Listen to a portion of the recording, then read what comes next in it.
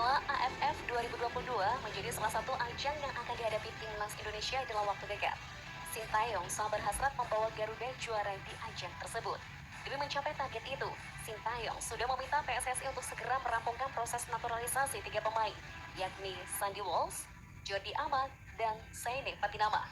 Dengan tambahan 3 pemain tersebut, Sintayong yakin timnya akan mampu bersaing untuk meraih gelar juara. Lalu akan seperti apa kekuatan timnas Indonesia dengan tambahan 3 pemain keturunan tersebut? Berikut ini potensi line up timnas Indonesia untuk Piala AFF 2023.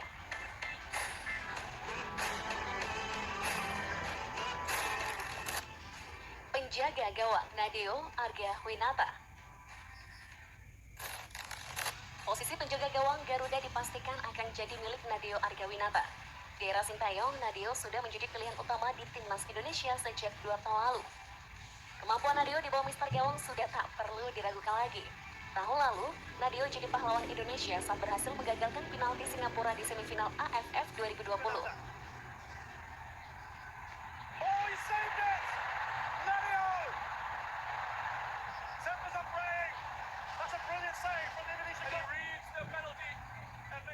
I don't think it's a penalty. I think when you look at how he wins the ball. Nixon pulled away. Oh, that almost went in. That's a great save from Daniel. Now Gordon Colour. Oh, that was almost a brilliant goal. An excellent save from Daniel. Bek tengah Elkan Baget. Elkan Baget dipastikan akan memperkuat timnas Indonesia di Piala AFF 2022. Hal itu sudah diungkapkan Elkan secara langsung beberapa waktu lalu. Elkan Baget saat ini sedang menjalani musim terbaik di klubnya, yang menjadi langganan starting 11 di Gillingham FC musim ini.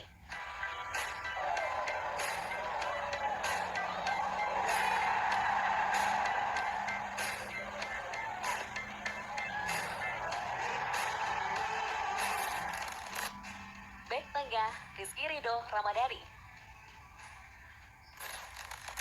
Rizky Ridho saat ini semakin menunjukkan kematangan.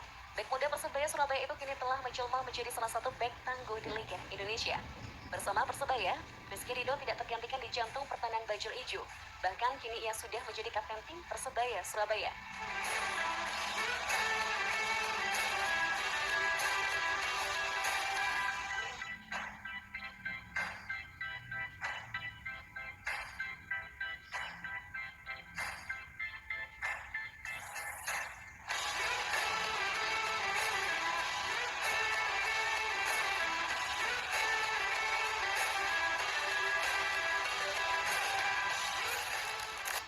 Bek tengah Jordi Amat. Di posisi bek tengah, Jordi Amat akan jadi mentor bagi Rizky Ridho dan Elkan Baget. Pengalaman dan ketenangannya akan membantu 2 bek muda Indonesia semakin berkembang. Dengan adanya Jordi Amat di lini belakang akan membuat pertahanan Indonesia semakin kokoh.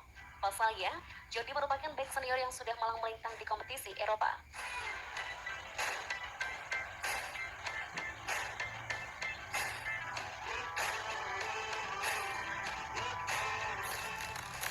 Bek sayap Sandy Walsh. Sandy Walsh akan jadi adalah Sintayong untuk menyisir sisi sayap kanan. Selain kuat dalam bertahan, Sandy juga memiliki kemampuan menyerang yang sangat baik.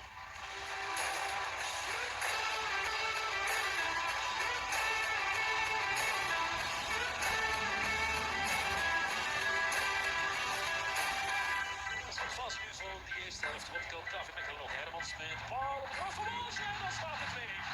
Voilà, dat is het. Het is Walsh die het doelpunt maakt. Zijn eerste van het seizoen. Bek sayap kiri Saine Patinama. Saine Patinama merupakan bek sayap kiri yang memiliki kemampuan komplit. Pemain berusia 23 tahun itu memiliki kecepatan dan umpan-umpan yang akurat.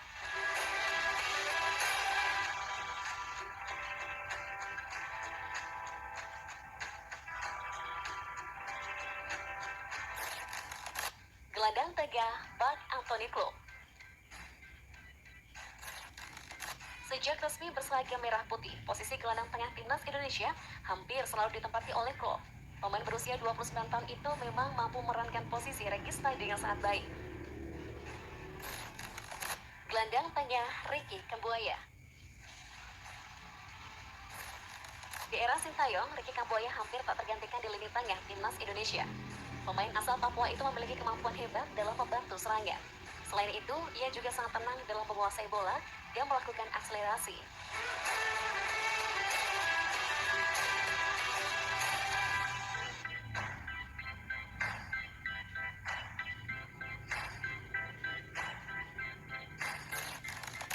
Sayap kanan Witan Sulaiman. Witan Sulaiman saat ini sudah menjadi salah satu pemain penting timnas Indonesia. Pemain asal Palu itu memiliki skill dan kecepatan yang kerap membahayakan pertahanan lawan. Straight back in Singapore here. A real problem. There's a straight ball goal. And it's Ezra Walian. Indonesia take advantage there. Shot out back to Asnawi. Can he finish? Yes, they can. What a Indonesia with Witan Sulaiman. Opens the scoring. Oh, that is...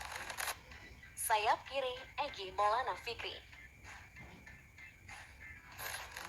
Sama halnya dengan Witan, Egy juga sudah menjadi pemain penting di timnas Garuda dalam beberapa tahun belakangan ini. Kemampuan menusuk dari sisi sayap menjadi spesialis pemain di Liga Slovakia itu.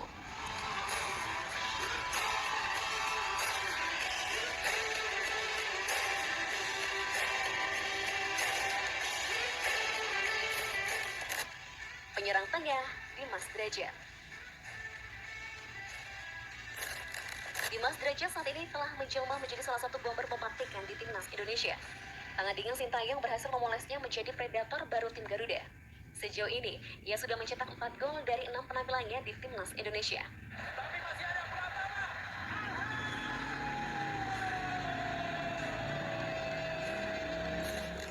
Selain 11 pemain yang mengisi starting line up, Sintayong masih memiliki pemain cadangan yang kualitasnya tidak kalah jauh dari pemain inti. Lihat saja line up berikut ini.